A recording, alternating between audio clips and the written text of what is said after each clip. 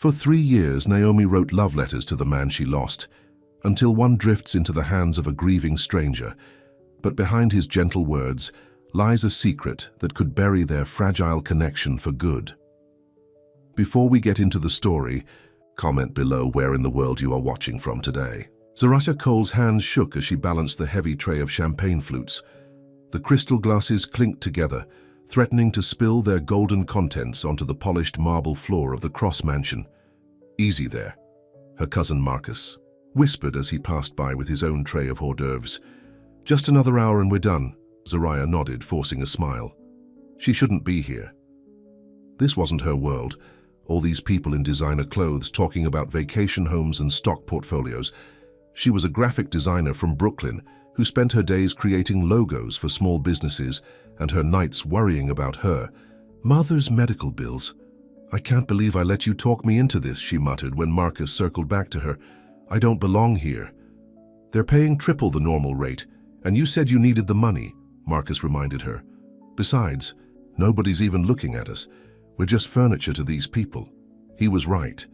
The guests barely glanced at her as they plucked glasses from her tray. To them, she was invisible. Usually that would bother her, but tonight it was a relief. Zaraya scanned the crowded ballroom. Crystal chandeliers cast a warm glow over New York's elite as they laughed and networked. But there was one face she hadn't seen all evening. "Is he even here?" she asked. "The man who owns this place?" Marcus shrugged. "Damien Cross? I heard he rarely shows up to his own parties. Too busy counting his billions, I guess." "Then why throw them? For show, it's all for show." Zaraya's bladder suddenly reminded her she'd been working for 3 hours straight. "I need to find a bathroom. Can you cover for me?" Marcus nodded, taking her tray. "Down that hallway, third door on the right." Zaraya slipped away from the crowd, feeling instant relief as the noise faded behind her. The hallway was dimly lit and surprisingly quiet, with modern art pieces hanging on the walls and soft, recessed lighting that created pools of warm light. On the floor. "Third door on the right," she mumbled to herself, walking down the corridor. But when she reached what should have been the bathroom, she found herself at a junction of 3 more hallways. "Great," she muttered. She chose the path to her left, moving deeper into the mansion. This hallway was darker, lined with sleek, modern doors, all closed except for one at the very end, which was slightly ajar with a soft light spilling out. Zaraya approached it hesitantly. "Hello, is this the bathroom?" No answer. She pushed the door open wider and peeked inside. The room was unlike anything she'd seen before, minimalist and high-tech, with screens on one wall and what looked like a small living area with a couch. And table. "Hello?" she called again, stepping fully inside. The door swung shut behind her with a heavy thud, followed by the unmistakable sound of locks engaging. Zaraya spun around, grabbing the handle. It wouldn't budge. "Hey!" she called, pounding on the door. "I'm in here, the door locked." No response. She tried again, hitting the door harder. "Hello? Can anyone hear me?" Nothing. Panic began to rise in her chest as she realized the room was completely soundproof. No one would hear her no matter how loudly she screamed. "Don't panic," she told herself, taking deep breaths. "Just think." She examined the room more carefully. There were no windows, and the walls appeared to be made of some kind of reinforced material. On one wall was a panel with what looked like a control system, but it required a fingerprint scan. "What is this place?" she whispered, her heart racing. Then it hit her. This wasn't just a room. It was a panic room. A secure bunker built for emergencies, and she was trapped inside. Damien Cross stood on the balcony of his penthouse office, gazing down at the party happening 3 floors below. From here, the people looked like ants, scurrying around with their drinks and their fake laughs, all hoping to catch a glimpse of him, the reclusive billionaire who'd revolutionized security software. His phone buzzed in his pocket. He ignored it. It was probably his assistant Vanessa, trying to convince him to make an appearance downstairs. It buzzed again, and again. With a sigh, he pulled it out. But it wasn't Vanessa. It was a security alert. "Motion detected. Panic room 3B. Damien frowned. No one should be in that part of the house. He'd specifically closed it off for the party. He unlocked his tablet and pulled up the security feed. Inside the panic room was a woman he'd never seen before. Young, with brown skin and curly black hair pulled back in a simple bun. She wore a plain black dress, clearly not a guest, probably staff. She was pacing back and forth, talking to herself, occasionally pushing against the door. "Damn it," he muttered. He activated the intercom. "You're safe. Don't panic. I'm coming." "To you." The deep, smooth voice filled the room so suddenly that Zariah jumped. She looked around, trying to find its source. "Who's there? Where are you?" "My name is Damien Cross. This is my home." "You've accidentally entered one of my secure rooms." Zariah felt her face flush with embarrassment and relief. "I'm so sorry. I was looking for the bathroom and got lost. The door was open, and then it just locked behind me." There was a pause. "The door shouldn't have been open. I'll be there in a moment to let you out." "Thank you," she said, feeling slightly calmer. "I'm Zariah Cole. I'm helping with the catering tonight." No response. The intercom had gone silent. Zariah sat down on the edge of the small couch, trying to slow her racing heart. At least she knew someone was coming. But what would he think? Would he call the police? Accuse her of trespassing? Her mother couldn't handle the stress of her daughter getting arrested. Not while fighting stage 3 breast cancer. 5 minutes passed, then 10. Finally, she heard movement outside the door, the sound of beeping, followed by mechanical whirring. But then, nothing. "Mr. Cross," she called out. The intercom crackled. "There's a problem with the override. The secondary security protocol has activated." "What does that mean?" "It means the room has gone into lockdown. It's designed to do that, if someone tries to force entry." "But I didn't force anything. The door was open." "I know, something in the system has malfunctioned." Zariah felt panic rising again. "How long will I be stuck in here? I need to get my security team to reset the system. It might take a few hours." "Hours?" Zariah pressed her palms against her eyes. "I can't stay here for hours. My cousin will worry, and I need to get home to check on my mother." There was a long silence. "I'm sorry about this," Damien said finally. "I'll make sure your cousin knows where you are, and I can send someone to check on your mother if needed."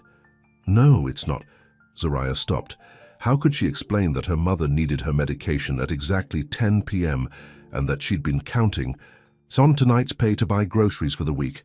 Suddenly, there was another series of beeps from the door. "What's happening?" she asked. No answer. The door opened and a man stepped inside. Zariah recognized him immediately from magazine covers and news segments. Damien Cross was taller than she expected, with broad shoulders under his perfectly tailored suit. His face was all sharp angles, high cheekbones, strong jaw, straight nose. His eyes were startlingly blue against his tanned skin, and his dark hair was neatly styled. Before she could speak, the door closed behind him with the same heavy thud she'd heard earlier. "What are you doing?" she asked, confused. Damien walked to the control panel and pressed his palm against it. Red text flashed across the screen.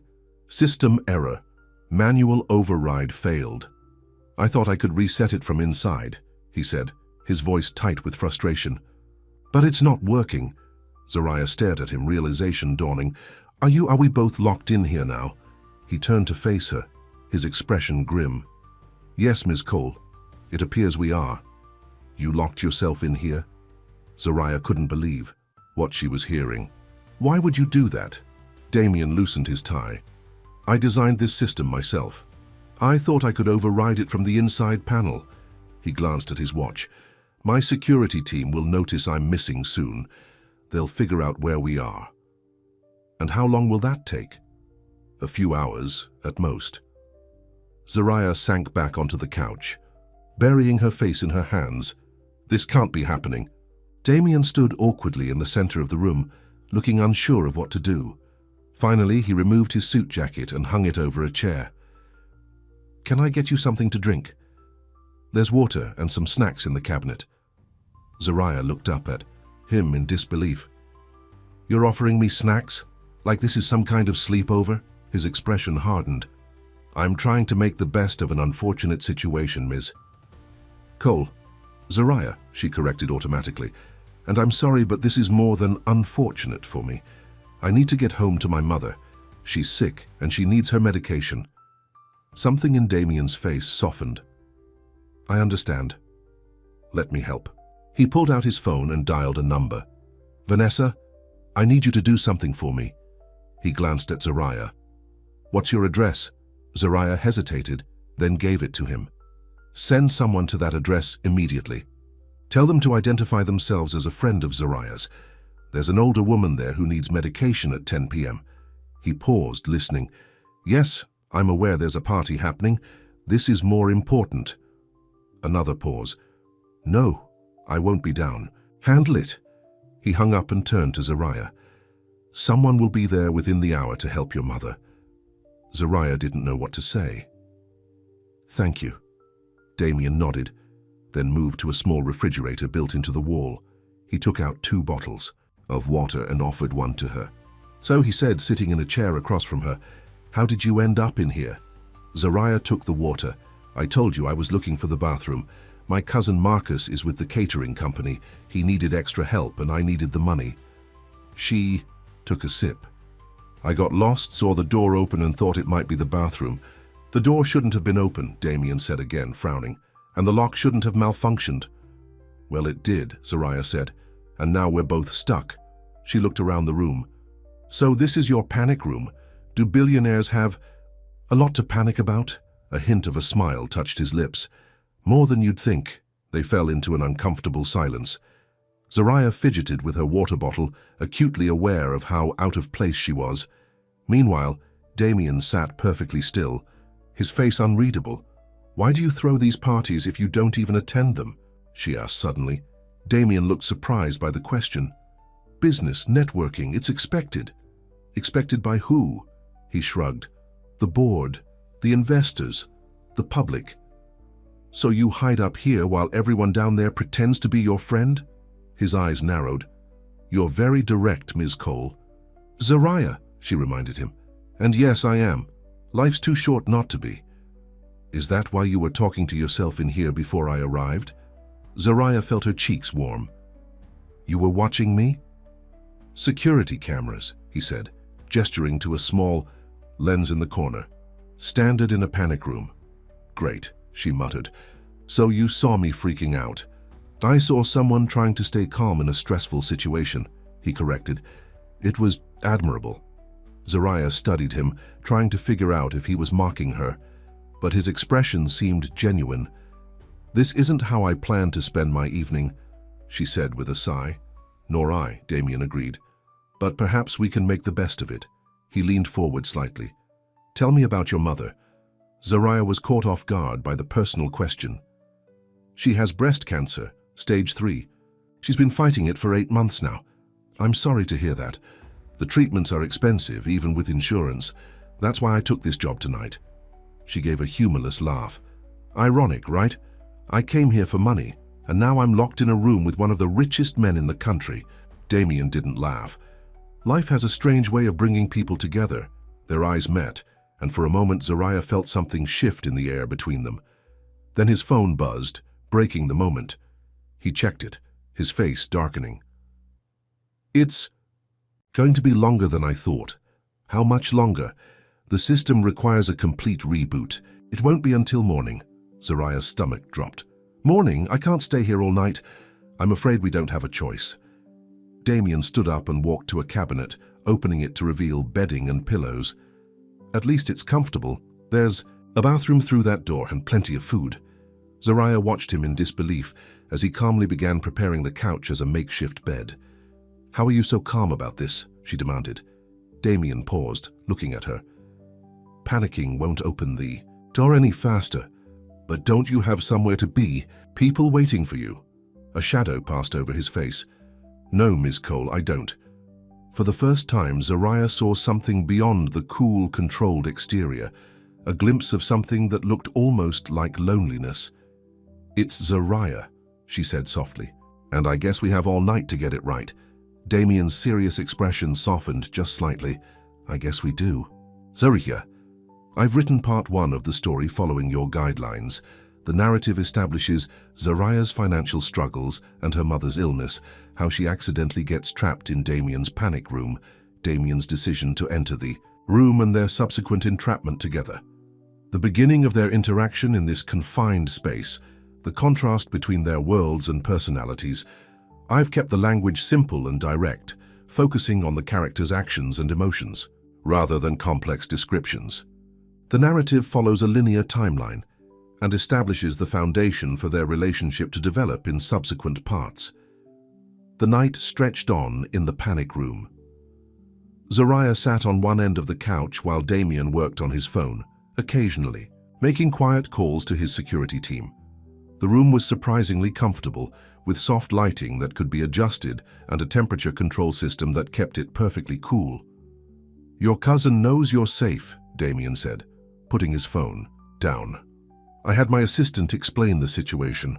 "Did she tell him I'm locked in a panic room with his boss's boss?" Zariah asked with a hint of sarcasm. The corner of Damien's mouth twitched. "Something like that." Zariah pulled her knees up to her chest. "This is by far the strangest night of my life." "Mine too," Damien admitted. He hesitated, then added, "I don't usually spend much time with people." "What, billionaires don't have friends?" He didn't answer immediately. "I have colleagues, business partners, acquaintances. But not friends? Not many." He stood up and walked to the small kitchenette area. "Are you hungry? There's some food in here." Zariah realized she was starving. She hadn't eaten since lunch. "Yes, actually." "What do you have in your fancy bunker?" Damien opened a cabinet. "Canned goods mostly, some dried fruits, protein bars." He pulled out a few items. "Not exactly the catering from upstairs." "I'll take whatever," Zariah said. "I missed dinner too. Be here." Damien arranged some food on a plate and brought it over to her. Crackers, dried fruit, nuts, and some kind of canned meat spread. "Sorry it's not more impressive." "Are you kidding? This is the first time I've sat down all night." She took the plate gratefully. "Thank you." He nodded and made a plate for himself, though he barely touched it as he sat back down. "So," Zariah said between bites, "why does a man who lives in a fortress need a panic room?" Damien's expression turned guarded. "Security is my business." "Your business is software, from what I've read. This seems personal." He looked away, his jaw tightening. "I value my privacy." "Clearly," Zariah said. "But there's privacy, and then there's—" She gestured around. "This."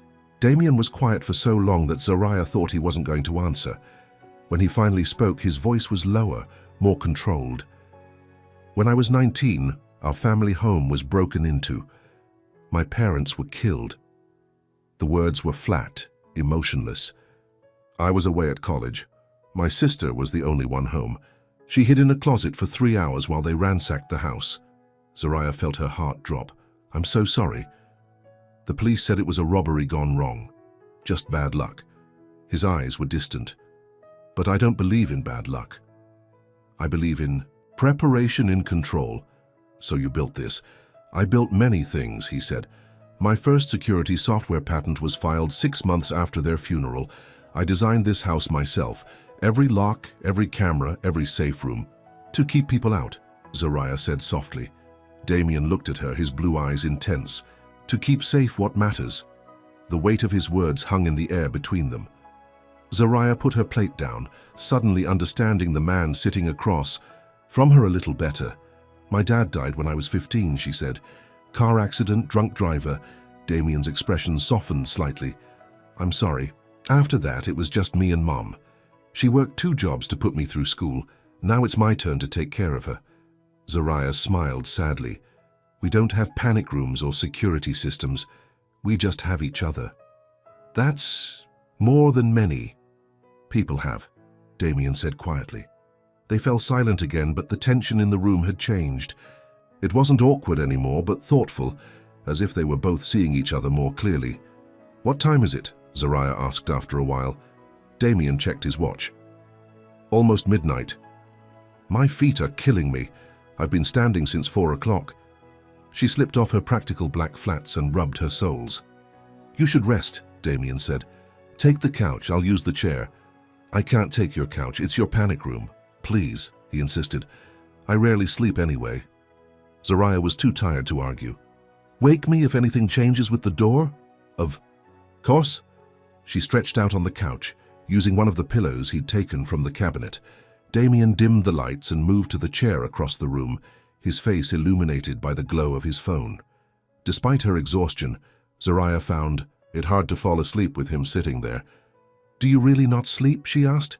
"4 hours a night usually," he replied without looking up. "That's not healthy.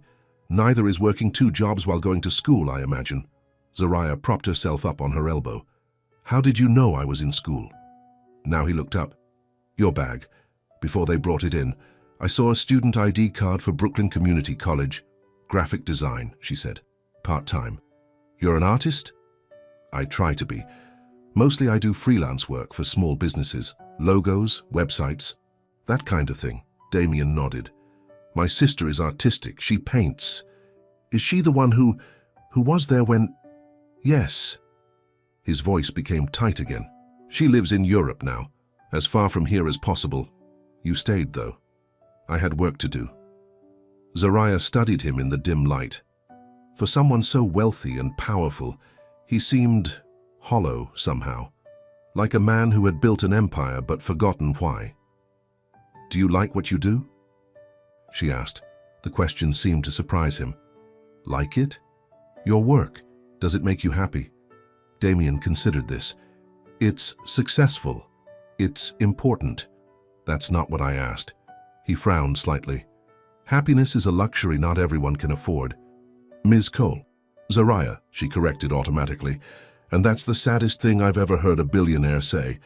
Damien actually laughed, a short surprise sound that seemed to catch him off guard as much as it did her. "You're very blunt. Life's too short not to be," she said again, smiling a little. She lay back down, feeling her eyelids grow heavy. The last thing she saw before drifting off was Damien still watching her, an unreadable expression on his face. Zoraya woke to the smell of coffee.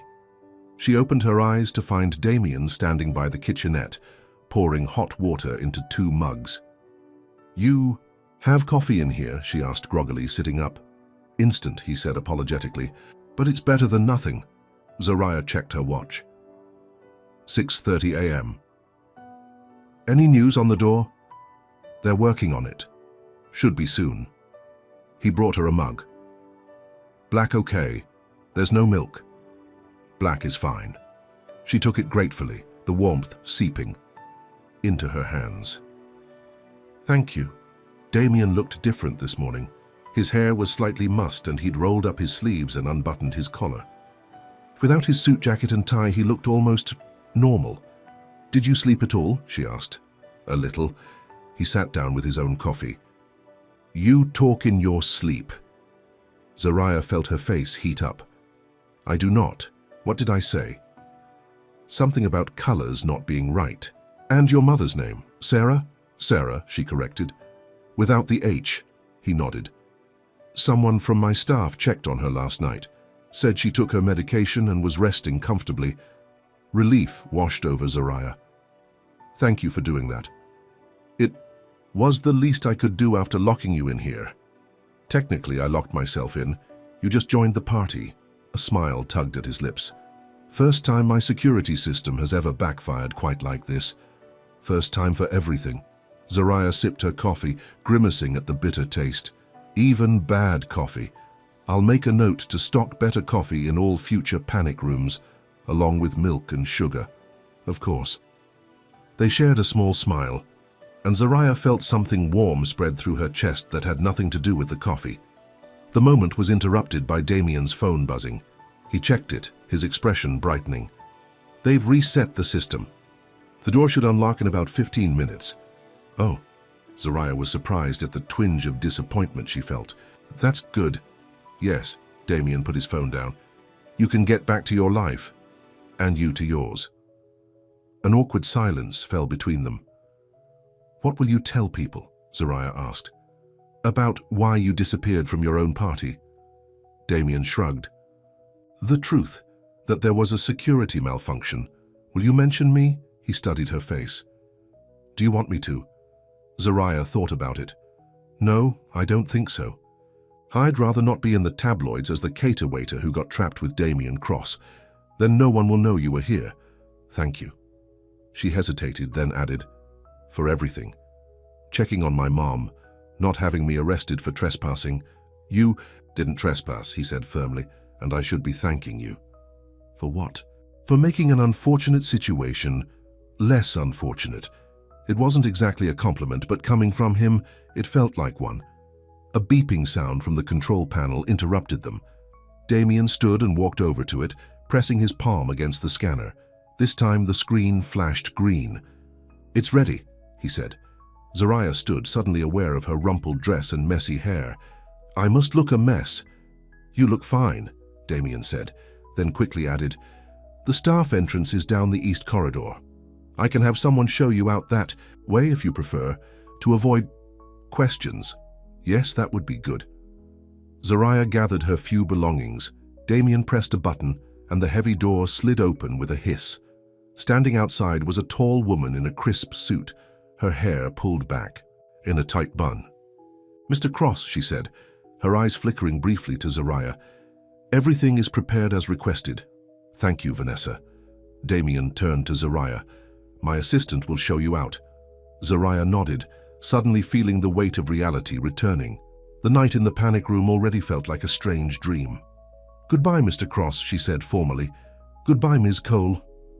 He hesitated, then added softly, "Zariah." She followed Vanessa down a series of hallways, away from the main part of the house where workers were cleaning up from the previous night's party. No one gave her a second glance. "Your cousin left this for you," Vanessa said, handing her a small bag. "And Mr. Cross instructed me to give you this." She handed Zariah an envelope. Inside was a check for $5,000. Zariah stopped walking. "I can't accept this." Mr. Cross was very clear.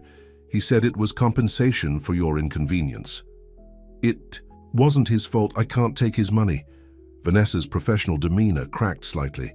"Between us, he pays people much more for much less of his time. Just take it." Zariah hesitated, thinking of her mother's medical bills and the rent that was due next week. Slowly, she put the check in her bag. "There's a car waiting to take you home," Vanessa said, leading her to a side door. "The driver has been instructed to wait if you need to stop anywhere." "Thank you." Outside, a sleek black car idled in the driveway. The driver opened the door for her. As Zariah settled into the back seat, she looked up at the massive house. Somewhere, inside was a man who had everything money could buy, but who seemed to have so little of what truly mattered. She pulled out her phone and found 3 missed calls from her mother and several texts from Marcus asking where she'd disappeared to. She would have a lot of explaining to do when she got home. The car pulled away from the Cross estate, taking her back to her real life. A life that suddenly felt both more grounded and somehow smaller than it had just 24 hours ago. 2 days later, Zariah sat at her small desk in the corner of the living room, working on a logo design for a local bakery. Her mother was napping in the bedroom, the new medication from the expensive specialist already showing promising results. Zariah had used part of Damien's money to pay for the appointment her mother had been putting off for months. The rest she'd put aside for rent and future treatments. She still felt strange about taking it, but as her mother said, sometimes pride has to take a back seat to practicality. Her phone buzzed with a news alert. She'd set it up after returning home, curious despite herself about what would be said about Damien's disappearance from his own party, Tech Billionaire. Damien Cross announces new security initiative after minor system failure at home. Zariah clicked on the article. There was a photo of Damien at a press conference, looking exactly as he had when she'd first seen him enter the panic room. Perfectly put together, remote, untouchable. According to the article, he'd announced a new grant for cybersecurity research after experiencing a minor system failure during a charity event at his home. There was no mention of anyone being trapped or of Damien himself spending the night locked in his own panic room. Zariah felt a strange mix of relief and disappointment. What had she expected? That he would tell the world about their night together? That he would mention the woman in the black dress who had talked to him about happiness and loss? Her phone buzzed again, this time with a text from an unknown number. "Ms. Cole, I hope this message finds you well. I've taken the liberty of having your number transferred from our security log. There's a matter I'd like to discuss with you if you're amenable. DC." Zariah stared at the screen, her heart suddenly racing. She typed back, "What matter would that be, Mr. Cross?" The response came quickly. "One better discussed in person. Are you available for dinner tomorrow evening?" Zariah bit her lip, thinking. Then she typed, "I don't leave my mother alone in the evenings." 3 dots appeared, then, "Of course, perhaps lunch then. I can send a car." Zariah hesitated. Part of her wanted to say no, to put the strange night behind her and move on with her life. But another part, a stronger part, was curious. "Lunch works, but I can take the subway. Just tell me where." This time the response took longer. Finally, "The car will be there at noon. The driver knows the location." Zariah shook her head, smiling despite herself. "Fine, but this better not be about the check. I've already spent it." "It's not about the check." "Until tomorrow, Zariah." She put her phone down, her design work forgotten. What could Damien Cross possibly want to discuss with her? And why did the thought of seeing him again make her stomach flutter with something that felt dangerously like excitement? The next day, the black car pulled up in front of Zariah's apartment building at exactly noon. She'd spent more time than she cared to admit deciding what to wear, finally settling on a simple blue dress that was nicer than her usual jeans and t-shirt, but not fancy enough to make it seem like she was trying too hard. "You look beautiful," her mother said as Zariah checked her reflection one last time.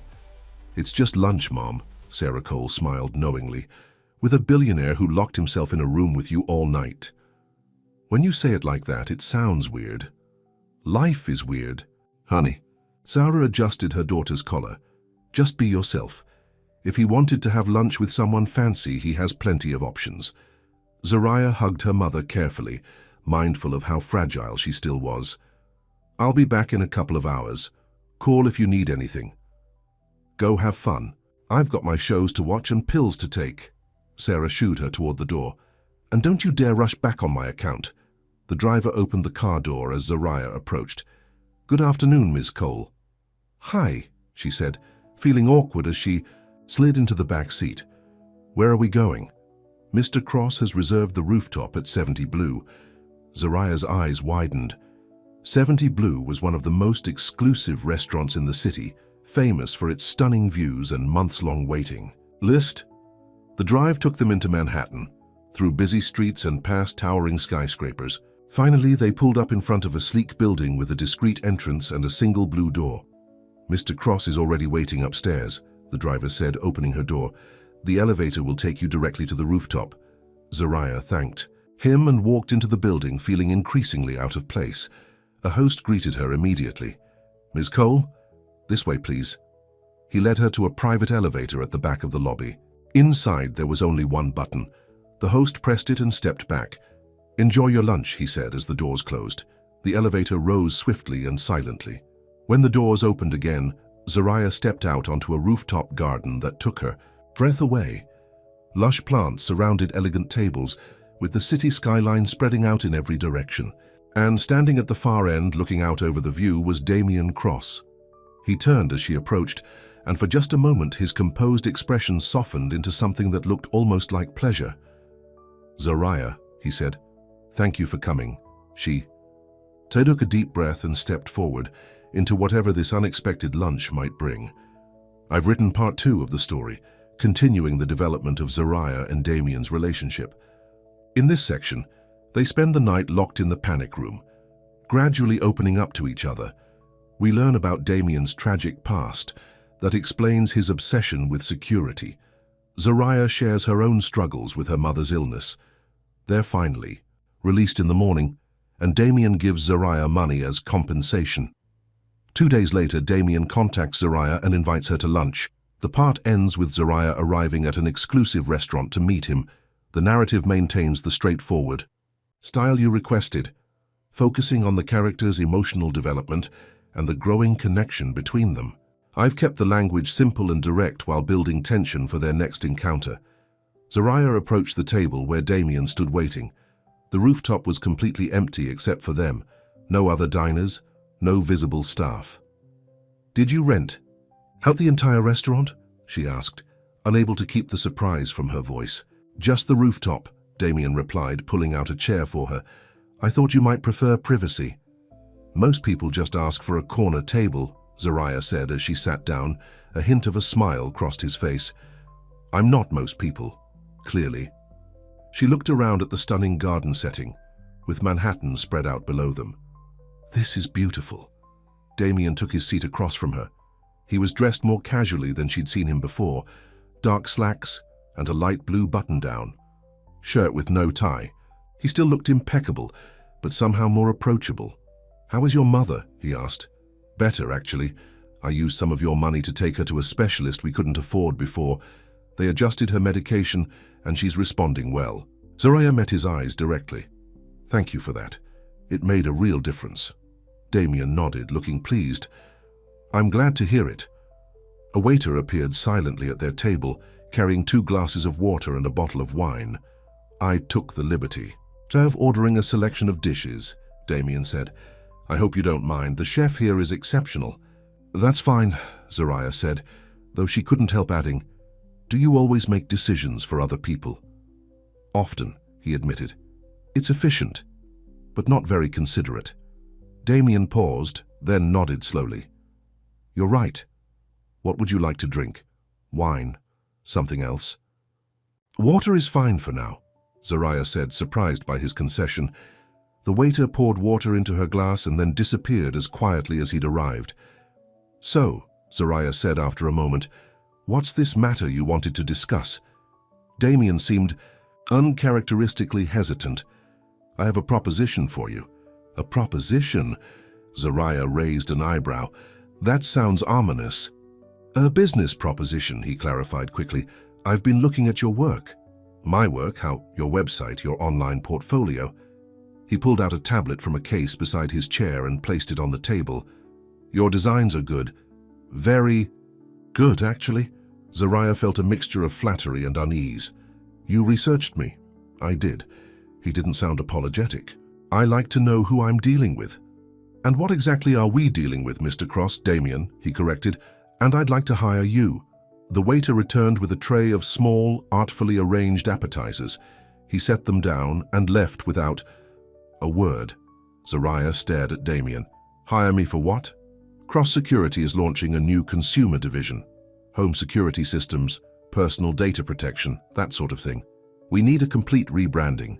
Logo, website, marketing materials. He slid the tablet toward her. I've put together some initial thoughts. Zariah looked down at the screen, which showed a mock-up of a sleek, modern website design. You did this?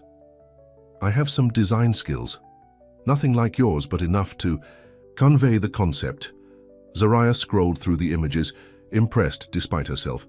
The design was clean and sophisticated, with a color scheme of deep blues and grays. This is actually good. Don't sound so surprised, Damien said dryly. So you want me to do the final designs? That's your proposition?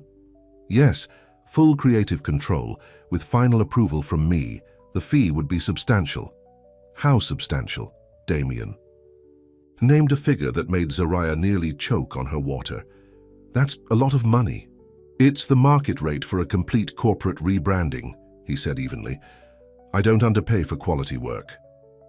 Zariah's mind raced. That kind of money would cover her mother's treatments for months, maybe even a year. It would let her cut back on her other freelance work and focus on finishing her degree. Why me? She asked. You could hire any top design firm in the city. Damien picked up a small appetizer but didn't eat it. Your work has an authenticity that appeals to me. It's not pretentious or trendy. It's honest. He set the food back, down. Like you. Zariah felt a warmth spread through her that had nothing to do with the sunshine on the rooftop. Thank you. Plus, he added, his voice lighter, you've seen my panic room. You're already familiar with my security obsession. Zariah laughed. That's one way to put it. They fell into an easier conversation as they began to eat the appetizers. Zariah asked questions about the project, and Damien answered with surprising openness, explaining his vision for making high-level security accessible to average consumers. Most people think good security is just for the wealthy or paranoid, he said. I want to change that perception. Because of what happened to your parents, Zariah said softly. Damien nodded, his expression sobering. Yes. Everyone deserves to feel safe in their own home. The main courses arrived, a perfectly cooked piece of fish for Zariah and steak for Damien. The food was exquisite, better than anything Zariah had ever tasted. "So," Damien said as they... "Will you take the job?" Zariah considered. "I'd need a formal contract, and I'd have to work around my school schedule and my mother's appointments." "Of course, you can work remotely most of the time. Set your own hours. I would only need you to come in for occasional meetings." "You've thought this through." "I always do." He took a sip of water. "Is that a yes?" Zariah smiled. "It's a yes." Something in Damien's face relaxed, as if he'd been tensed for rejection. "Good. I'll have my legal team draw up the contract tomorrow." "There's one more condition," Zariah added. "What's that?" "No more surprise checks. I want to earn this fairly." Damien studied her for a moment, then nodded. "Agreed." They finished their meal with dessert, a delicate chocolate creation that melted in Zariah's mouth. As they ate, she found herself watching Damien. In this setting, away from his fortress-like home, he seemed different. Still reserved, still intense, but somehow more human. "What?" he asked, catching her gaze. "Nothing, just, this isn't how I expected to spend my afternoon when I woke up this morning. Life rarely goes as expected." He paused. "Sometimes that's not a bad thing." Their eyes met across the table, and Zariah felt that strange flutter in her stomach again. She quickly looked away. "I should get back to my mother soon," she said. "Of course." Damien signaled for the check. "The car is waiting whenever you're ready." As they stood to leave, he added, "I've taken the liberty of having some design software delivered to your apartment, the latest versions with all the necessary tools for the project. You didn't have to do that. It's a business expense," he said simply. "You can't do your best work without the right tools." The elevator ride down was quiet, both of them seemingly lost in thought. In the lobby, Damien surprised her by saying, "I'll walk you to the car." Outside, the black car was waiting at the curb. Damien opened the door for her, but before she could get in, he said, "Zariah." She looked up at him. "Yes?" "Thank you for saying yes." There was something in his voice, a vulnerability that hadn't been there before, that made her heart skip. "Thank you." "Are you for asking?" she replied softly. For a moment they stood there, closer than they had been since the panic room. Then Damien stepped back, his professional demeanor returning. "The driver has my private number. Call if you have any questions about the project." Zariah nodded and slid into the car. As it pulled away from the curb, she glanced back to see Damien, still standing there watching her go. The next few weeks passed in a blur of activity. True to his word, Damien had sent over top-of-the-line design equipment and software. The contract arrived the day after their lunch, offering even better terms than they'd discussed, including a generous advance payment. Zariah threw herself into the project, creating concept after concept for the new cross-security consumer brand. She worked from home most days, sending her designs to Damien through a secure server he'd set up. Their communication was primarily through email and occasional video calls to discuss the project. Damien was surprisingly easy to work with, clear about what he wanted but respectful of her creative process. Sometimes their conversations drifted beyond work, to books they'd read or places they'd visited, but always with a professional undertone. Still, Zariah found herself looking forward to his messages, to the moments when his serious expression would soften into almost a smile at something she said. One evening, as she was working late on a series of logo variations, her phone rang. It was Damien. "Is everything okay?" she asked, surprised by the call. "Everything's fine," he assured her. "I just wanted to let you know that I'll be out of the country for the next week, Singapore and Tokyo. If you need anything, Vanessa will be your point of contact." "Oh, thanks for letting me know." There was a pause, then Damien added, "How is your mother?" "She's doing really well, actually. The new treatment is working better than the doctors expected." "That's good to hear." Another pause, longer this time. "Was there something else?" Zariah asked. "No, Damien cleared his throat. "I wanted to tell you that I'm very pleased with your work so far. The designs are excellent." "Thank you," Zariah said, smiling though he couldn't see it. "That means a lot. I should let you get back to it." "Good night, Zariah." "Good night, Damien." After. He hung up. Zaraya sat staring at her phone, wondering why such a brief conversation had left her feeling so warm. The week of Damien's trip dragged by. Zaraya continued working on the project, sending updates to Vanessa, who was unfailingly professional but nowhere near as engaging to talk to as Damien. She told herself she was just eager for his feedback, that her impatience for his return was purely professional.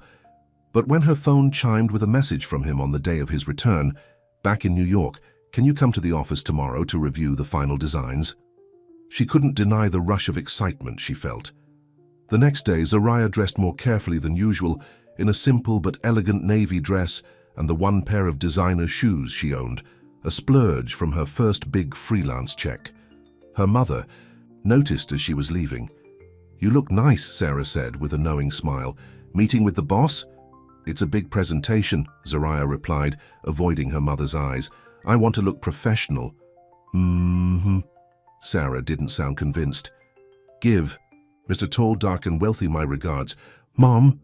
"What?" Sarah's eyes twinkled. "You talk about him all the time." "I do not," Zaraya protested. "We work together." "If you say so, honey." Sarah patted her daughter's arm. "Just remember what I always taught you. Never settle for less than I deserve," Zaraya recited with a smile. "That's my girl." The now familiar black car was waiting outside. The drive to Cross Security headquarters took them to a sleek skyscraper in Midtown Manhattan.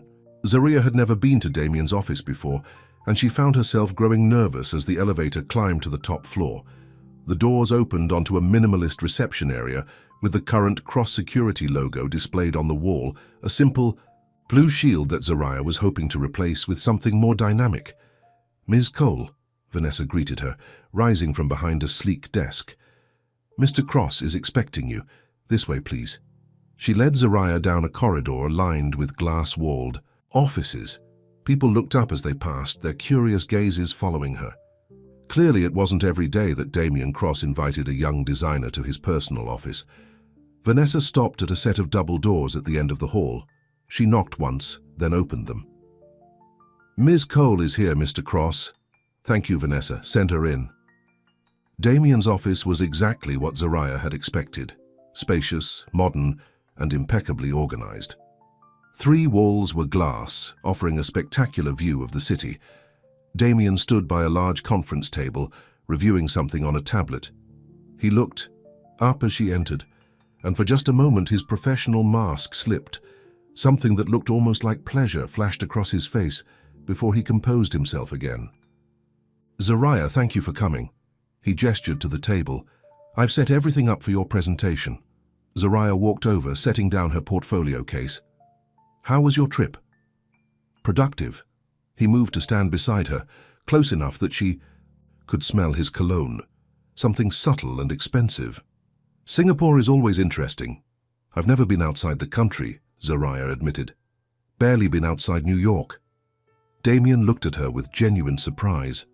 "Never? College? Work? Mom's illness?" "There hasn't been much time or money for travel." Something shifted in his expression. "Perhaps someday."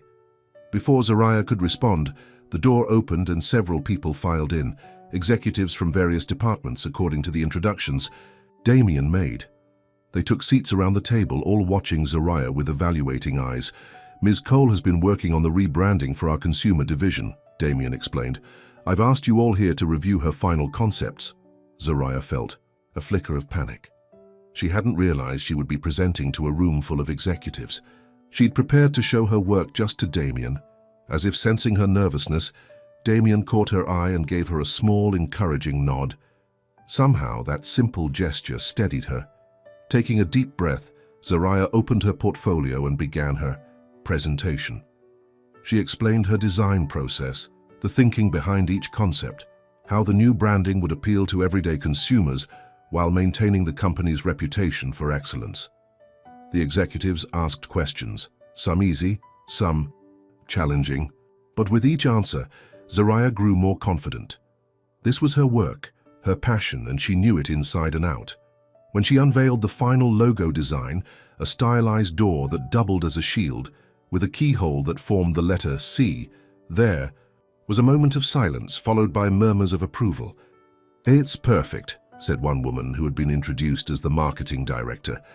"Simple enough for consumers to recognize instantly, but sophisticated enough for our corporate clients." Others nodded in agreement. Zariah looked to Damien, who had been silent throughout most of the presentation. His face was unreadable. "Thank you, everyone," he said finally. "If you could leave your comments with Vanessa, I'd like to speak with Ms. Cole privately." The executives filed out, several stopping to compliment Zariah on their way. When the door closed behind the last of them, she turned to Damien. "You didn't warn me I'd be presenting to your entire executive team," she said, unable to keep the accusation from her voice. "Would you have prepared any differently if I had? Well, no, but then it wasn't relevant information." He walked to the window, looking out at the city. "You did exceptionally well. They were impressed." "What about you?" Zariah asked. "Were you impressed?" Damien turned to face her. "I expected nothing less." Coming from anyone else, it might have sounded dismissive, but from him it was high praise, a statement of absolute confidence in her abilities. "So what happens now?" she asked. "Now we implement your designs." He moved back to the table, closing her portfolio with careful hands. "The legal team will draft a new contract for the implementation phase, if you're interested." "I am," Zariah said immediately, "but I have finals coming up in a few weeks. I'll need to work around them." "Of course," Damien handed her the portfolio. "Your education comes first." Their fingers brushed as she took it, and Zariah felt that now familiar flutter in her stomach. She quickly pulled her hand away. "There's something else I wanted to discuss," Damien said, his tone shifting slightly. "I'm hosting a charity gala next weekend for cancer research." Zariah looked up in surprise. "Cancer research?" "Yes." He hesitated, then added, "I thought, given your mother's situation, it might be something you'd be interested in attending." "As a guest, you mean, not serving drinks this time?" A faint smile touched his lips. "Definitely as a guest." Zariah's heart raced. Was he asking her on a date? Joe, that was ridiculous. This was Damien Cross, Billionaire CEO. He was just being considerate, including her in an event related to her mother's illness. "I'd like that," she said carefully. "It's a good cause." "Good." Damien seemed relieved. "I'll have Vanessa send you the details. It's black tie, but don't worry about that. Just give her your sizes, and she'll take care of everything." "Oh no," Zariah said quickly. "I can find something to wear. I don't need—" "It's not charity, Zariah," Damien interrupted. "It's part of your compensation package. All of our executives receive wardrobe allowances for company events." Zariah wanted to argue, but knew it would only make things awkward. "Thank you, then." Damien walked her to the door. "The car will take you home. I have another meeting, or I would see you out myself." "I think I can find the elevator on my own," Zariah said with a smile. "I'm pretty good with directions, except when they lead me into panic rooms." Damien actually laughed, a short, surprised sound that made him look years younger. "Let's hope that was a one-time occurrence." "I don't know," Zariah said, surprised by her own boldness. "It worked out pretty well in the end." Their eyes met, and for a moment the professional pretense between them seemed to thin, revealing something deeper, more personal. Then Damien straightened, his CEO demeanor sliding back into place. "Until the gala, then." "Until the gala," Zariah echoed and walked out of his office, feeling as though something important had just happened, though she couldn't quite say what. The package arrived 3 days later, a large white box with the name of an exclusive boutique embossed on the lid. Inside, nestled in tissue paper, was the most beautiful dress Zariah had ever seen. Deep emerald green, with a fitted bodice and flowing skirt, it looked like something from a magazine. Underneath were shoes, a small evening bag, and a velvet box containing a simple but elegant silver necklace. A card at the bottom read, "Vanessa selected these based on your professional wardrobe. If they're not to your taste, please let her know. DC." Zariah's mother gasped when she saw the dress. "Oh my goodness, it's stunning." "It's too much," Zariah said, running her fingers over the silky fabric. "I can't accept all this." "Why not? He's right. It's a business expense. You're representing his company." Sarah held the dress up against her daughter. Besides, you deserve beautiful things, Zariah. You've worked so hard. Zariah thought about returning it all, about finding something more modest to wear, but when she tried on the dress and looked in the mirror, she couldn't help the smile that spread across her face. The dress fit perfectly, as if it had been made for her. "Oh, honey," Sarah said, tears in her eyes. "You look like a princess." Zariah laughed. "I'm hardly Cinderella, Mom." "And he's not exactly Prince Charming," Sarah agreed with a wink. "But every fairy tale needs an update now and then." "It's not a fairy tale," Zariah insisted. "It's business." But as she looked at herself in the mirror, she couldn't help wondering what Damien would think when he saw her in this dress. And that thought had nothing to do with business at all. The night of the gala arrived clear and cool, with stars visible even through the city's light pollution. The car picked Zariah up at 7, and for once her mother was well enough to walk her out, waving from the sidewalk like Zariah was headed to prom instead of a charity event. The gala was being held at the Metropolitan Museum of Art, with the entire north wing closed off for the event. As the car pulled up to the entrance, Zariah saw photographers lined up behind velvet ropes, capturing the arrivals of the city's elite. "I can't go through there," she told the driver in panic. "Isn't there a side entrance or something?" "Mr. Cross said to bring you to the main entrance," the driver replied apologetically. "He's waiting for you there." Zariah took a deep breath. She could do this. It was just a walk from the car to the door, nothing to be nervous about. The driver opened her door and she stepped out, immediately blinded by camera flashes. She froze, uncertain where to go, when a warm hand touched her elbow. "You made it," Damien said, appearing beside her as if by magic. He looked devastating in a perfectly tailored tuxedo, his usually serious face softened by a genuine smile. But what struck Zariah most was the way he was looking at her, as if she were the only person in the crowded entrance. "You look beautiful," he said quietly, for her ears alone. "Thank you," she managed. "So do you. I mean handsome." "You look handsome." A flash of amusement crossed his face. "Shall we go in?" He offered his arm, and after a moment's hesitation, she took it. Together they walked past the photographers, who called out Damien's name and asked questions he smoothly ignored. Inside, the museum had been transformed. Soft lighting illuminated the ancient artifacts and artwork, while elegant tables had been set up in the central hall. A string quartet played in one corner, and servers circulated with champagne and hors d'oeuvres. "This is incredible," Zariah said, looking around in awe. "It's one of my favorite spaces in the city," Damien replied. "I come here sometimes when I need to think." The image of Damien Cross wandering alone through the quiet museum was oddly touching. Zariah was about to comment on it when they were approached by an older couple. "Damien, there you are," the woman said, air-kissing his cheek. Her eyes immediately went to Zariah with undisguised curiosity. "Margaret, Robert," Damien greeted them. "This is Zariah Cole. She's the designer behind our new consumer brand identity." "How lovely," Margaret said, though her expression suggested she had expected a different introduction. "Are you with one of the big agencies, dear?" "No, I'm independent," Zariah said. "And still in school, actually." Robert looked impressed. "Damien doesn't work with just anyone. You must be exceptional." Before Zariah could respond, they were joined by more people, all eager to speak with Damien. He introduced her to each of them the same way, as the designer behind the new brand, but he kept her by his side, his hand occasionally touching the small of her back when they moved through the crowd. It was overwhelming. These people ran the city, controlled fortunes, influenced politics. And yet, as the evening progressed, Zariah realized they were just people, some kind, some pretentious, all of them with their own insecurities and agendas. During dinner, she was seated next to Damien at the head table. The conversation flowed easily between them, and more than once she caught him watching her with an expression she couldn't quite decipher. After the meal, there was dancing. Zariah watched as couples filled the floor, moving gracefully to the music.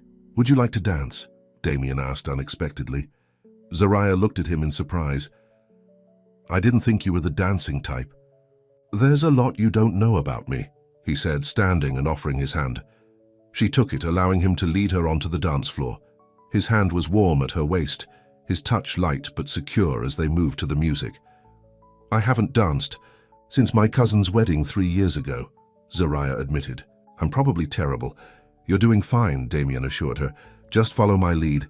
And she did, finding it surprisingly easy to move with him. They didn't speak, but the silence between them was comfortable, filled with something unspoken, but increasingly undeniable.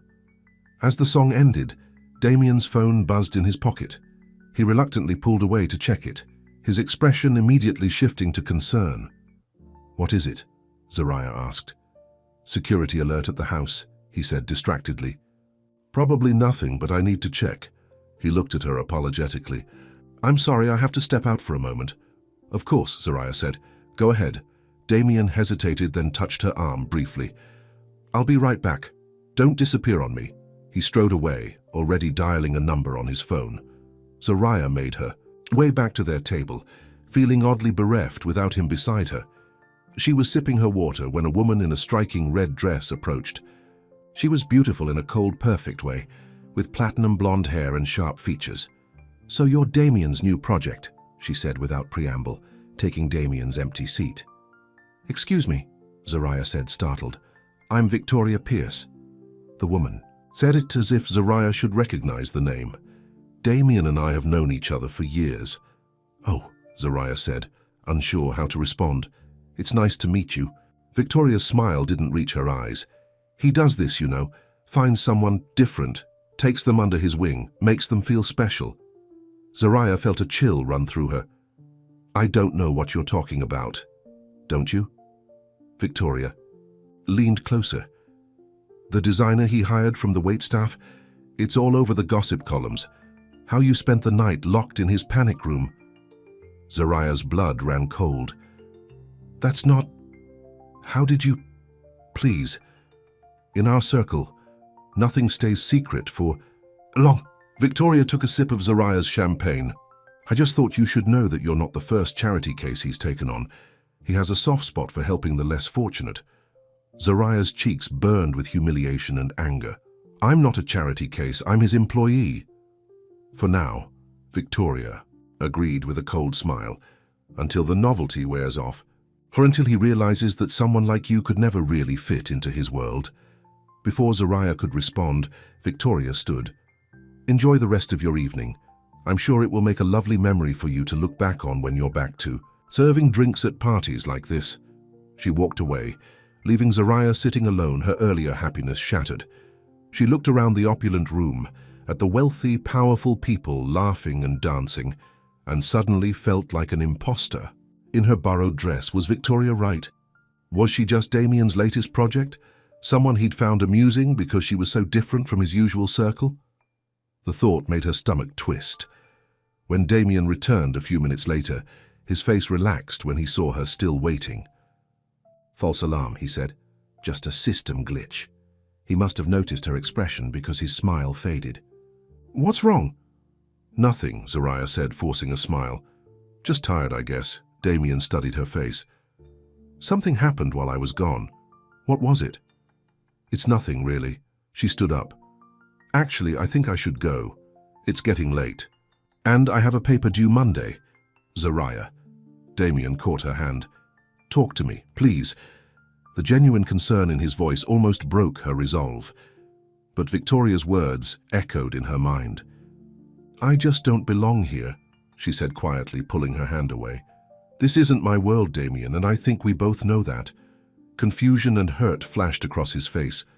"That's not true, isn't it? Look around. These are your people. I'm the girl you rescued from a panic room, your latest charity project." Understanding dawned in his eyes. "Victoria spoke to you." "So you don't deny it?" Zariah asked, her voice catching. "Deny what? That she's jealous and manipulative?" "No, I don't deny that." Damien moved closer, lowering his voice. "Whatever she told you, it's not true." "Then why is our night in the panic room in the gossip columns?" "You promised no one would know." Damien's expression darkened. "I didn't tell anyone. It must have been someone on the security team or the catering staff." He ran a hand through his hair in frustration. "Zariah, you have to believe me. You're..." Not a charity case or a project. You're... He stopped, seemingly unable to find the words. I'm what? Zariah asked, her heart pounding, but Damien just shook his head. Let me take you home. We can talk in the car. No. Zariah took a step back. I need some space, some time to think. Zariah, please, Damien, just let me go. The hurt in his eyes was almost enough to make her stay. But Zariah turned and walked away, threading through the crowd of beautiful, wealthy people who had never known what it was like to count pennies for medication or work 3 jobs to pay rent. Outside, she bypassed the line of waiting cars and hailed a taxi. As it pulled away from the curb, she looked back to see Damien standing on the steps of the museum, watching her go, his face a mask of confusion and something that looked almost like loss. And for the second time since meeting Damien Cross, Zariah found herself in a car driving away from him, wondering if she'd just made the biggest mistake of her life. I've written part 3 of the story, continuing the development of Zariah and Damien's relationship. In this section, Damien offers Zariah a job designing the rebranding for his company. Their professional relationship develops with underlying personal attraction. Zariah presents her design work to Damien's executive team. Damien invites Zariah to a cancer research charity gala. At the gala, their connection deepens, but is interrupted by Victoria, who suggests Zariah is just Damien's charity case. The part ends with Zariah leaving the gala upset, questioning whether she truly belongs in Damien's world. The narrative maintains the straightforward style with simple language while building emotional tension between the characters. I've focused on their growing feelings for each other and the obstacles they face from both external forces and their own insecurities. Zariah spent the weekend avoiding Damien's calls and messages. She threw herself into her schoolwork, finishing her paper early and studying for finals until her eyes burned. But no matter how hard she tried to focus, her mind kept returning to the hurt in Damien's eyes as she'd walked away. By Monday morning, there were 3 missed calls from him and a single text. Please let me explain. She didn't respond.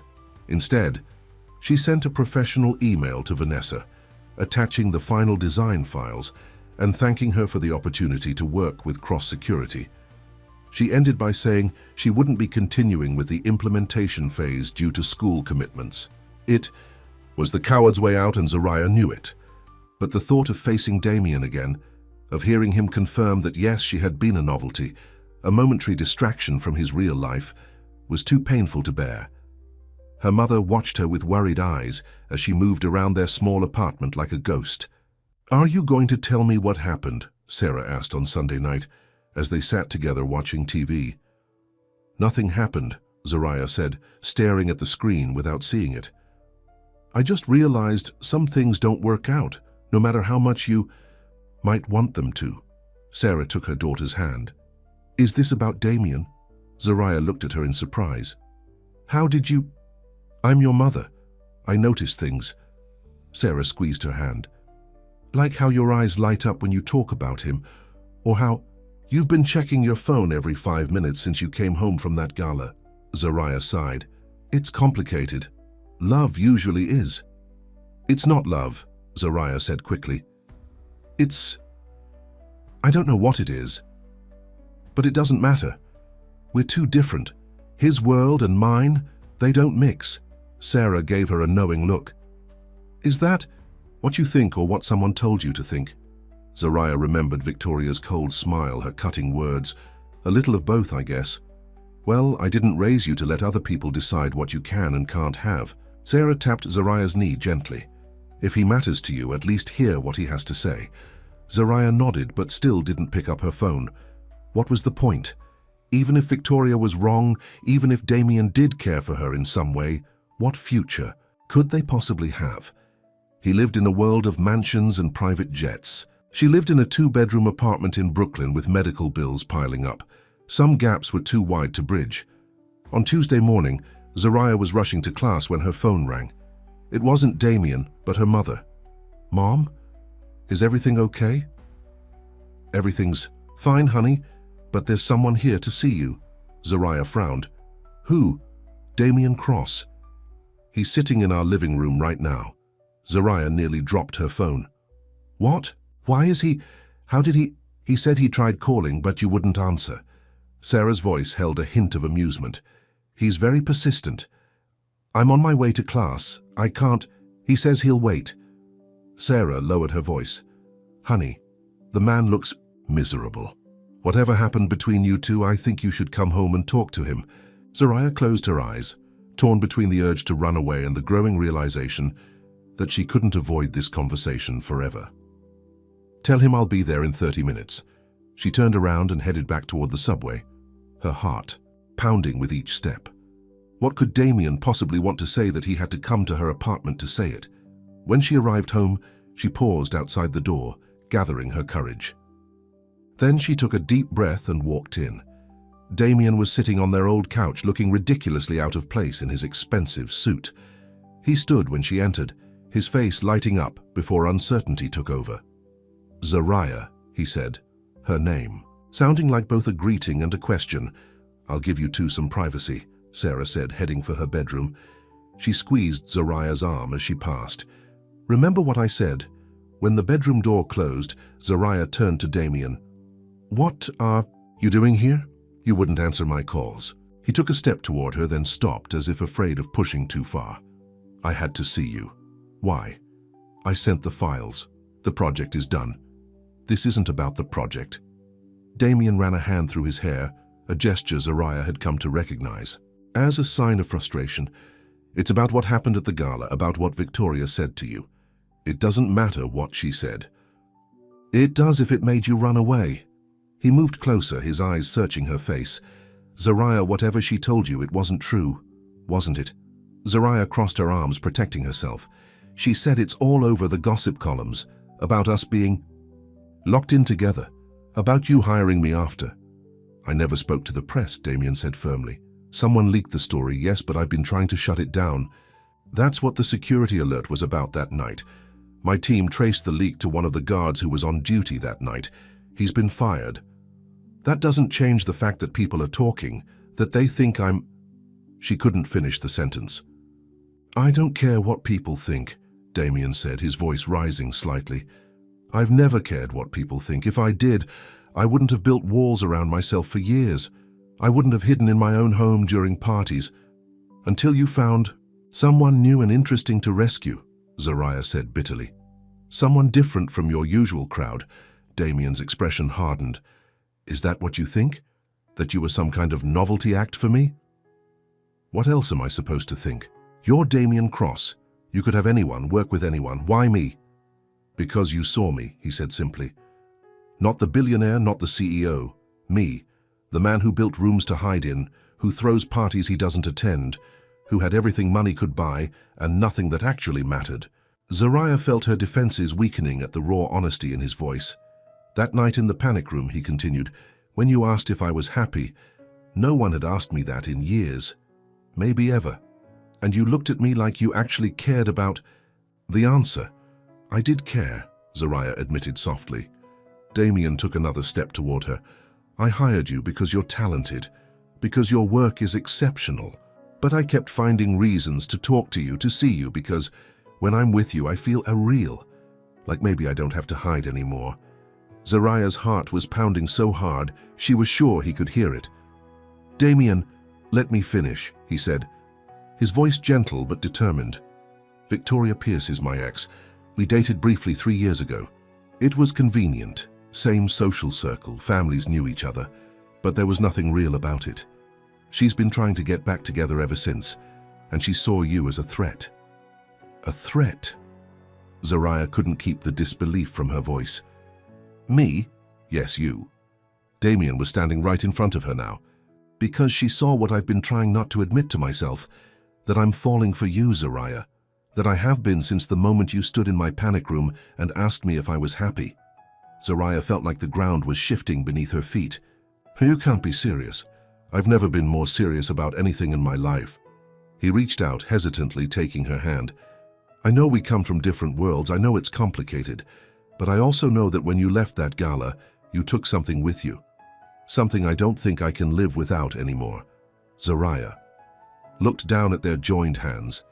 his perfectly manicured, hers with traces of ink from her design work. Such different hands, different lives. "I'm not part of your world, Damien," she said quietly. "I never will be." "Then I'll be part of yours," he replied without hesitation, "or we'll build a new one together." The certainty in his voice made her look up, meeting his eyes. There was no doubt there, no hesitation, just that intense focus she'd come to, Sano now directed entirely at her. "It won't be easy," she warned. "Nothing worth having ever is. People will talk. Let them." Zariah felt a smile tugging at her lips despite herself. "Do you have an answer for everything?" "Not everything," Damien said, his own lips curving into a smile. "I still don't know if you feel the same way." Instead of answering, Zariah stepped forward and kissed him. It was a gentle kiss, questioning at first, then growing more certain as his arms wrapped around her, pulling her close. When they finally broke apart, both slightly breathless, Damien rested his forehead against hers. "I'll take that as a yes." Zariah laughed, feeling lighter than she had in days. "Yes, but I'm still not sure how this works, us, I mean." "Neither am I," Damien admitted. "But I'm willing to figure it out if you are." A soft ahem from the hallway made them turn. Sarah stood there, a knowing smile on her face. "Sorry to interrupt," she said, not looking sorry at all, "but I was wondering if Damien would like to stay for lunch. I made sandwiches." Damien looked at Zariah, a question in his eyes. She nodded. "I'd like that very much, Mrs. Cole," he said. "Thank you." "Call me Sarah," she replied, heading for the kitchen. "Anyone who looks at my daughter the way you do can skip the formalities." Zariah felt her cheeks flush, but Damien just squeezed her hand. "Your mother is very perceptive. She always has been," Zariah agreed. "It's annoying sometimes." "I heard that," Sarah called from the kitchen. They both laughed, and Zariah felt the last of her doubts melting away. This, whatever it was between them, wouldn't be easy. But maybe, just maybe, it could work. Over the next few weeks, Zariah and Damien began the delicate process of merging their very different lives. She continued working on the cross-security rebranding, but now as a consultant rather than an employee. He made time in his busy schedule to attend her end-of-semester art show, standing proudly beside her as she explained her designs to her professors and classmates. The gossip columns had a field day when they were first spotted together in public. "Billionaire's Panic Room Romance," read one particularly cringe-worthy headline, but Damien's legal team quickly shut down the more invasive stories, and eventually, the novelty wore off. What didn't wear off was the way Zariah felt when Damien looked at her, or the way he seemed to relax more each time he visited her in Brooklyn. He started leaving suits behind for jeans and t-shirts, began eating at local diners instead of five-star restaurants, and even developed a fondness for the corner bodega's coffee, which he claimed was better than anything his private chef made. For her part, Zariah found herself growing more comfortable in Damien's world too. She still felt out of place at charity galas and board dinners, but with him beside her, steady and supportive, she learned to navigate the complex social waters of the ultra-wealthy. Sarah's health continued to improve with her new treatment, and when Damien quietly arranged for the best oncologist in the country to take on her case, Zariah didn't protest. She'd learned that sometimes accepting help wasn't about charity or pity, it was about love. One evening in late summer, Damien invited Zariah to his house for dinner. Unlike the night of the party, she arrived through the front door, welcomed by name by the security staff. "Where is everyone?" she asked as they walked through the quiet house. "No staff tonight?" "I gave them the night off," Damien said, leading her through a series of hallways. "I wanted us to be alone." Zariah raised an eyebrow. "Are you cooking?" "God, no," Damien laughed. "I ordered in, but I do have a surprise for you." He stopped in front of a familiar door, and Zariah felt a jolt of recognition. "Is that the panic room?" Damien confirmed. "Where it all began. Why are we here?" "I've made some changes to it. I wanted to show you." He pressed his palm to the scanner and the door slid open. Zariah stepped inside and gasped. The room had been completely transformed. The stark utilitarian space was now a cozy studio, with drawing tables, state-of-the-art computers, and walls covered in pinboards. In one corner, A small seating area had been set up with comfortable chairs and a coffee table. But what took her breath away were the walls. Projected onto them were dozens of her designs, from school projects to the cross-security rebranding, all displayed like a gallery exhibition. "Damien," she whispered, turning in a slow circle. "What is all this?" "Thought you might like a dedicated workspace when you're here," he said, watching her reaction carefully. "For your freelance projects or just to create, and I wanted to showcase your work properly." Zaraya walked to one of the design tables, running her fingers over the smooth surface. "This is incredible." "There's more," Damien said. He pressed a button on a panel, and the projections changed. Now the walls showed images of her mother's latest scans, all clear, and papers for a foundation with Sarah's name on it. "What is this?" Zaraya asked, her voice catching. "The Sarah Cole Foundation for Cancer Research and Treatment," Damien explained. "Your mother agreed to let me set it up. It will fund research and provide financial assistance to families struggling with medical bills." Tears filled Zaraya's eyes. "Damien, I don't know what to say. There's one more thing." He pressed the button again and a new image appeared, a beautiful building in downtown Brooklyn, with a sign that read, "Cole Design Studio." "I bought the building," Damien said quietly. "It can be your own design firm if you want it, or just a studio for your personal work." "Whatever you decide." Zaraya turned to him, overwhelmed. "Why would you do all this?" Damien took her hands in his. "Because I love you, Zaraya. Because you unlocked something in me that I thought was lost forever." "I love you too," she whispered, the words coming easily, naturally. Damien smiled, but there was nervousness in his eyes that she rarely saw. "There's one last thing." He reached into his pocket and pulled out a small black box. Zaraya's heart stopped. "Damien!" "It's not what you think," he said quickly. "Or at least, not yet. I know we're not ready for that." He opened the box to reveal a key, a simple silver key on a chain. "What is this?" she asked. "A key to this house," Damien said. "To every door, including this one." He nodded toward the panic room. "No more locked doors between us, ever." Zaraya took the key, feeling its weight in her palm. "No more hiding." "No more hiding," he promised. "From anything or anyone." She closed her hand around the key, then looked up at him.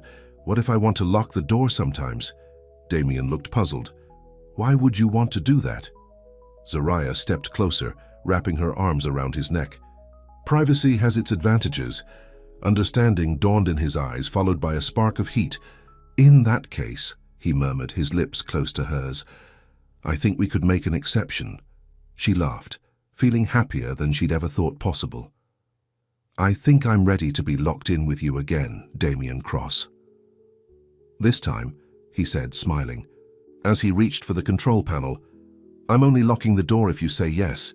Zaraya's answer was a kiss, deep and certain, as the door closed behind them with a soft, familiar click. Inside the room that had once been built for fear and isolation, they found something neither of them had expected. A safe place to be vulnerable, to be seen, to be loved. Not a panic room anymore, but a room filled with possibility.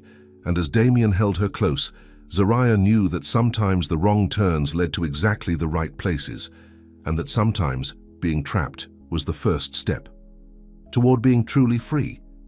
6 months later, the cross-security consumer launch was a resounding success. Zaraya's designs were praised throughout the industry, and the Cole Design Studio was already gaining recognition for its innovative work with both large corporations and small local businesses. Sarah's cancer was in full remission, and she had taken on an active role in the foundation that bore her name, bringing her nursing experience to bear in helping other patients navigate their treatment journeys. As for Damien and Zaraya, they had found their own rhythm, dividing their time between his mansion and her Brooklyn apartment, which she'd insisted on keeping, to stay grounded, she explained. And he understood. The panic room remained Zaraya's studio, but it had acquired a few more personal touches, photos of them together, a comfortable couch where Damien often sat while she worked, books they both loved. It was no longer a place to hide, but a place to create, to connect, to be together.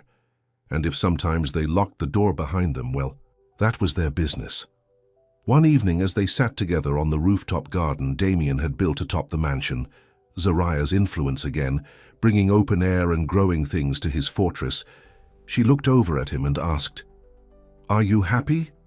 It was the same question she'd asked that first night, but this time Damien didn't hesitate. "Yes," he said simply, taking her hand. "For the first time in my life, completely." Zoraya smiled, leaning her head on his shoulder as they watched the sunset paint the sky in brilliant colors. "Me too." They sat in comfortable silence, two people from different worlds who had found a way to build their own. Not his, not hers, but something new, something shared. And as darkness fell and the first stars appeared overhead, Zoraya thought about keys and locks, about walls and doors, about all the ways people kept themselves safe, and all the ways they let themselves be found. Sometimes the scariest thing wasn't being trapped, but being free. Free to love, free to hope, free to trust. Damien had built a room to keep danger out, never realizing that he'd locked himself in along with his fears, until she had walked in and shown him the way out. "What are you thinking about?" Damien asked, noticing her thoughtful expression. Zoraya smiled. "About how sometimes getting locked in is the only way to find the key." Damien nodded, understanding as he always did. "And sometimes the key was there. All along, we just needed someone to show us how to use it." He reached into his pocket and pulled out a small velvet box. Not the one with the key this time, but something else entirely. Zoraya's breath caught as he opened it to reveal a ring, simple but stunning, with a single emerald that matched the dress she'd worn to the gala. "Zoraya Cole," Damien said, his voice steady despite the vulnerability in his eyes. "Will you marry me?" And as the stars came out above them, as the city lights twinkled below, Zoraya gave him the answer that had been waiting in her heart since that first night, the night they'd been locked in together, and found the key to something neither of them had been looking for, but both had desperately needed. "Yes," she said, "yes, I will." The Endive completed the final part of Locked In With You, bringing Zoraya and Damien's story to its conclusion.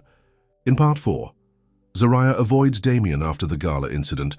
Cutting off contact, Damien comes to her apartment to explain and confess his feelings. They begin to build a relationship that bridges their different worlds. Damien transforms the panic room into a studio for Zoraya's work. He creates a cancer foundation in her mother's name and buys a building for Zoraya's design studio. He gives her a key to his house, symbolizing no more locked doors between us. The story concludes 6 months later with Damien proposing on the rooftop garden. Throughout the story, I've maintained the straightforward narrative style with simple language and focused on the emotional journey of the characters. The story follows the premise you provided, with the panic room serving as both a literal and metaphorical space where two people from different worlds connect and find something unexpected together.